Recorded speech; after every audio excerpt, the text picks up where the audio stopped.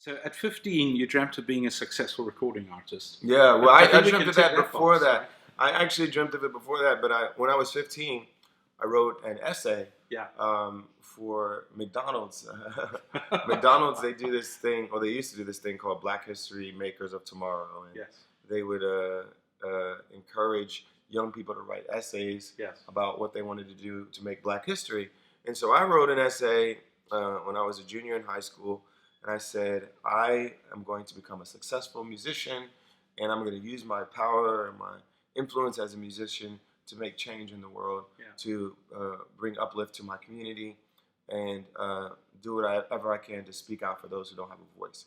And so I've been trying to do that ever since. Fantastic. Here we are. Fantastic.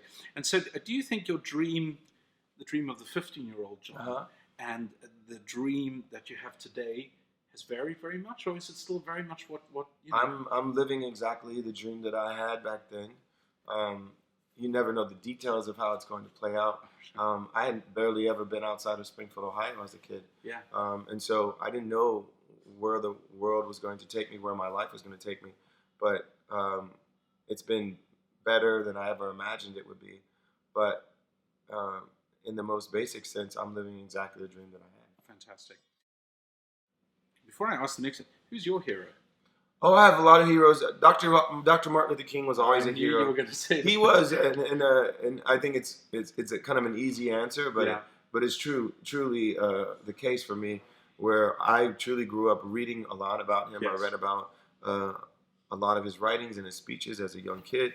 I read about all of the trials and tribulations that he had to go through and the violence that he faced when he was speaking up for freedom and for equality.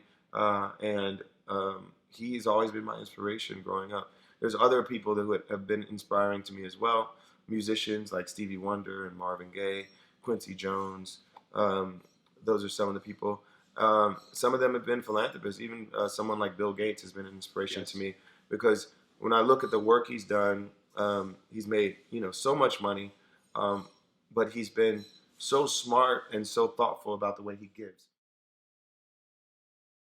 And so, is that what makes a legend?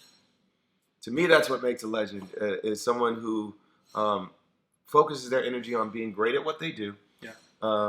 And when they experience that success, they don't take it for granted. They're grateful for that success, and they find ways to give back so that young legends can come up behind them. For years, I've said, that sometimes being incredibly successful, being the captain of industry, can be a pretty lonely place, right?